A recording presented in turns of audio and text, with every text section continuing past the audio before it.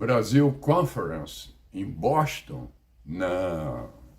Brasil Confidence aqui. Brasil Confidence, Brasil Confidence.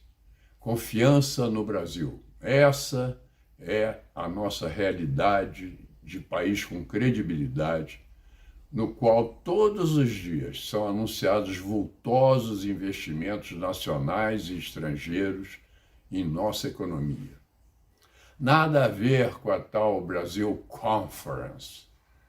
Aquela reunião na semana passada de maus brasileiros, mentirosos, que ousaram difamar nosso país no exterior, exatamente para abalar a nossa boa reputação, a reputação que faz do Brasil hoje um dos países que recebe os maiores volumes de capitais de risco de investidores estrangeiros, configurando uma vitória incontestável de Bolsonaro e Paulo Guedes. Um dos espetáculos mais deprimentes da política brasileira dos últimos tempos tinha sido a comédia de erros encenada pela CPI da Covid no palco do nosso Senado. Armou um palanque sem sustentação concreta alguma, só para atingir o presidente Bolsonaro.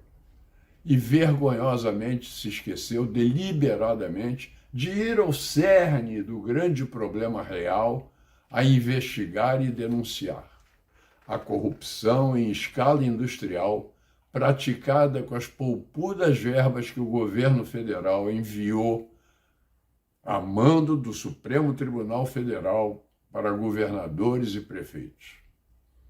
Mas o povo percebeu a farsa e a CPI da Covid caiu no ridículo. Agora, por incrível que pareça, surgiu na semana passada um espetáculo ainda mais grotesco do que aquela CPI de picadeiro.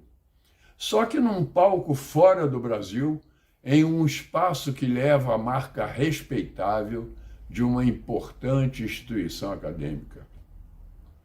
Harvard, escolhido na tentativa de dar credibilidade às mentiras que lá iriam propagar.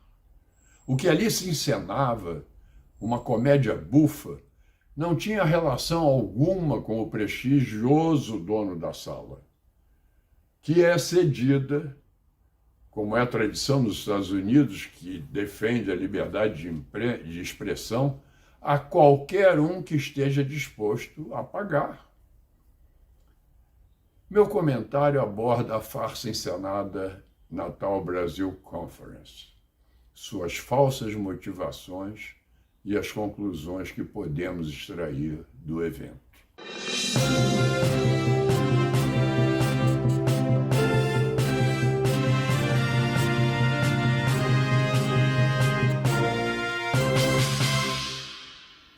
O governo Bolsonaro herdou um sistema de saúde pública caótico. Atendimento ambulatorial precário, intermináveis filas para cirurgias de urgência, mortes nas portas das emergências por falta de vagas, insuficiência de UTIs para adultos e UTIs neonatais, doentes espalhados pelos corredores e até no chão, além de uma prática antiga, notória e volumosa de corrupção. Corrupção que mata. Foi isso que Bolsonaro herdou. O Ministério da Saúde tem uma série de funções importantes, mas que eram negligenciadas há décadas antes de Bolsonaro assumir a presidência da República. E além de herdar essas mazelas, o pior lhe aconteceu. O advento da pandemia causada pelo coronavírus, surgido na distante China, mas que logo chegou ao nosso país e monopolizou as atenções gerais durante os últimos 2 anos. A atual situação do Brasil é de tranquilidade quanto à Covid. A emergência sanitária está acabada. Devemos essa estabilidade à ação eficaz do governo federal, que mesmo herdando um sistema de saúde caótico e tendo que aturar os desmandos de prefeitos e governadores da oposição, atuou eficiente e eficazmente no combate ao coronavírus. Nossa dificuldade foi inicialmente a dependência de outros países, pelo fato de não fabricarmos as vacinas correspondentes. Para piorar, veio a decisão equivocada do Supremo Tribunal Federal que impediu o ataque correto à pandemia. Recordando, o presidente Bolsonaro decretou emergência em 4 de fevereiro de 2020, assim que se soube do surto do corona na China, e antes mesmo que a OMS declarasse pandemia. Em fevereiro já tínhamos um plano de contingência federal pronto. Surpreendentemente, o STF decidiu que o comando das ações contra a crise sanitária seria atribuído a governadores e prefeitos. Segundo o STF, o governo federal deveria apenas enviar-lhes os recursos financeiros para as ações a serem empreendidas. Decisão equivocada, de cunho eminentemente político. As boas práticas de gestão indicavam, pela magnitude do fenômeno e a extensão territorial do Brasil, que o governo federal fosse encarregado do planejamento global e da coordenação das ações gerais. Esse planejamento central, obviamente, preveria a necessária flexibilidade para que as autoridades locais pudessem enfrentar adequadamente a diversidade de situações que se manifestariam nos territórios sob sua jurisdição. Mas essa não foi a decisão. E, de repente, o Supremo Tribunal Federal transformou a República Federativa do Brasil em uma confederação. Incompetência e inconstitucionalidade em uma única canetada dos togas negras. O governo federal, limitado por essa decisão, entregou os recursos financeiros necessários às demais esferas administrativas e, assim que as vacinas ficaram disponíveis para países não fabricantes, contratou gradativamente a compra dos imunizantes, ainda que experimentais, desde que tivessem, obviamente, a aprovação da Anvisa. Estados e municípios logo de cara receberam 375 bilhões de reais para seus gastos emergenciais, sem licitação, né? Hospitais de campanha, leitos de UTI, equipamentos de proteção individual, respiradores, que nem sempre chegaram, etc. Tudo foi pago pelo governo federal. Segundo conclusões da CPI da Assembleia Legislativa do Rio Grande do Norte, houve desvio maciço das verbas cedidas a alguns estados e municípios. E agora, pesquisa da Universidade de Chicago comprovou que o lockdown não abrandou a crise sanitária e, onde foi praticado por prefeitos e governadores, destroçou a economia e a educação, e por muito tempo. Mas a CPI da Covid, o circo montado no Senado, ignorou esses desvios e protegeu corruptos e incompetentes. Em 2021 e 2022, o governo federal já distribuiu, no total, mais de 1 bilhão de vacinas pagas exclusivamente com seus recursos. Desse total, 476 milhões foram imunizantes contra a Covid-19 e os restantes usados para completar o esquema vacinal rotineiro anual do Ministério da Saúde. Nossa rede de aplicação de vacinas, aliás, foi eficientíssima. Houve dias em que vacinamos mais de 2 milhões de pessoas. Recorde histórico, de dar orgulho. Isso ocorreu em 2021, quando as duas campanhas gigantescas de vacinação estavam em curso ao mesmo tempo. Desculpe. Contra a Covid e a influenza. Desde o início da crise sanitária até agora, o Ministério da Saúde adquiriu mais de 650 milhões de doses de vacinas. para 2022, o governo já garantiu a compra de mais 215 milhões de vacinas. E o nosso país benemérito vai até doar alguns milhões de vacinas para países mais pobres. Ao todo, o governo federal já gastou R$ 1 trilhão no combate à pandemia. E hoje, segundo dados comparativos mais recentes, nossa situação é reconhecidamente uma das melhores do mundo.